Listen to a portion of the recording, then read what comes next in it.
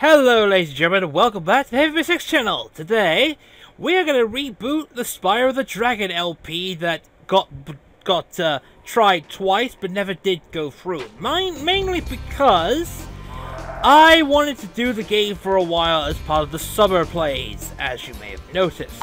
There are titles that I would like to record, as it were.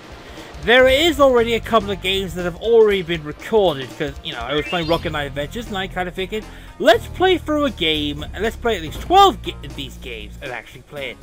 So, I am actually working on those 12 games as we speak. But anyway, this is Spyro the Dragon, PlayStation 1. If you never played a game, Spyro has been around since, well, a long time, really. It is in the same vein as Crash Bandicoot, and the two have worked together to take out their respective foes. Which is a bit weird, considering that it was GBA games, and the Crash Spyro pack was the reason why the GBA collected had two. Was the reason why those two characters and their respective games were the reasons why 2-for-1 games of the GBA were really popular. Anyway, just like to point out, there are games I am currently working on.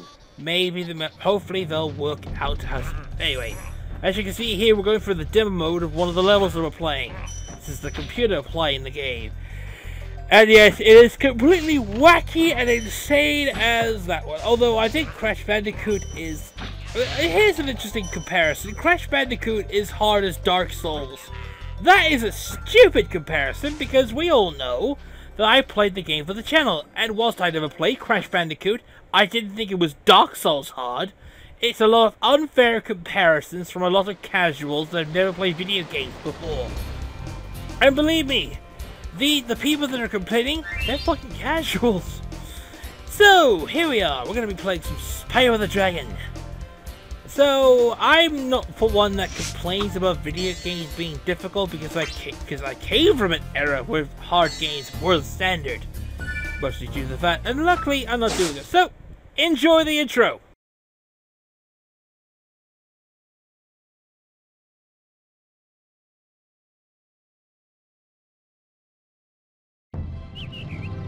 Okay, rolling.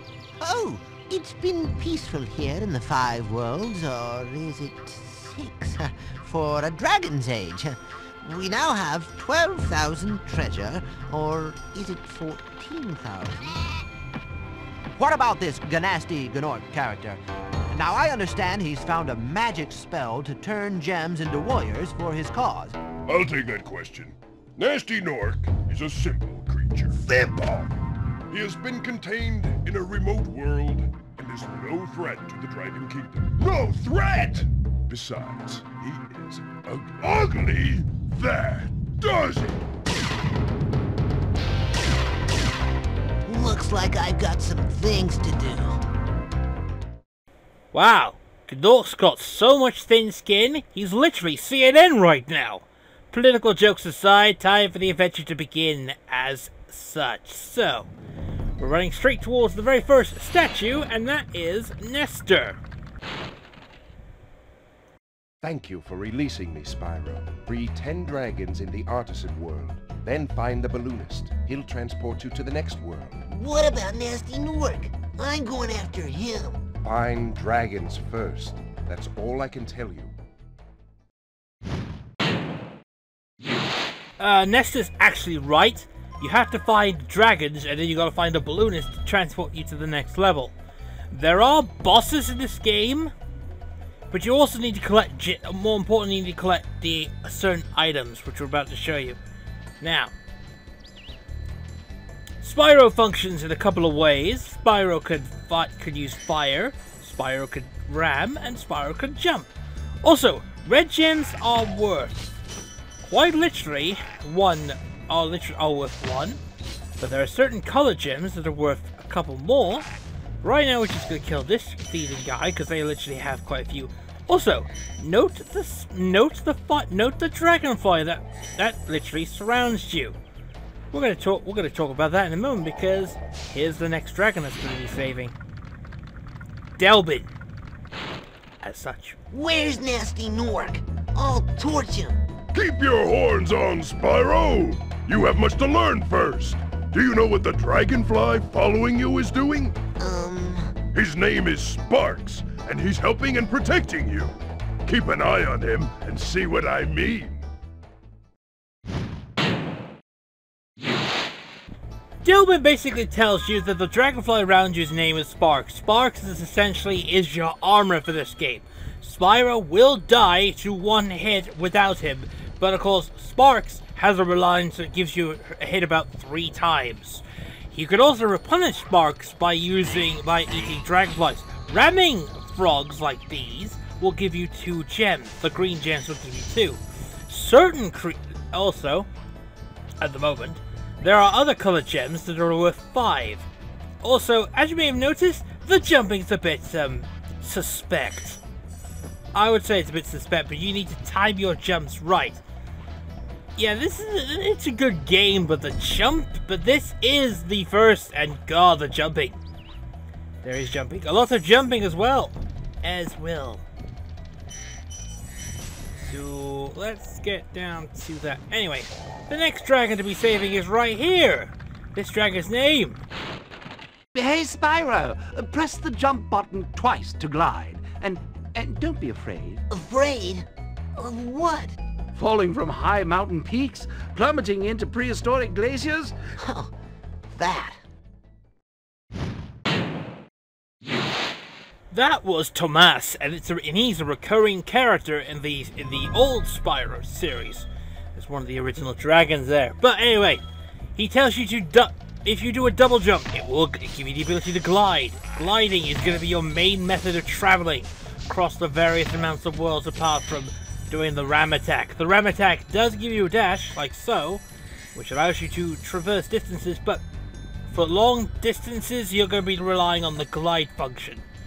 You can't properly fly, but glide, yeah, it basically helps you out. But as I mentioned before, the jumping and the camera work, my god, that I would just say it's good, but it's reminiscent of those early games.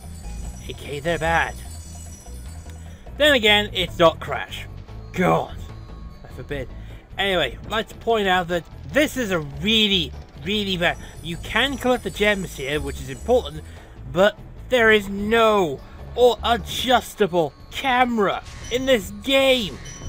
I mean, I don't mind as much because you gotta be tolerant towards other titles in the series, but you gotta aim yourself perfectly to get the jump button right.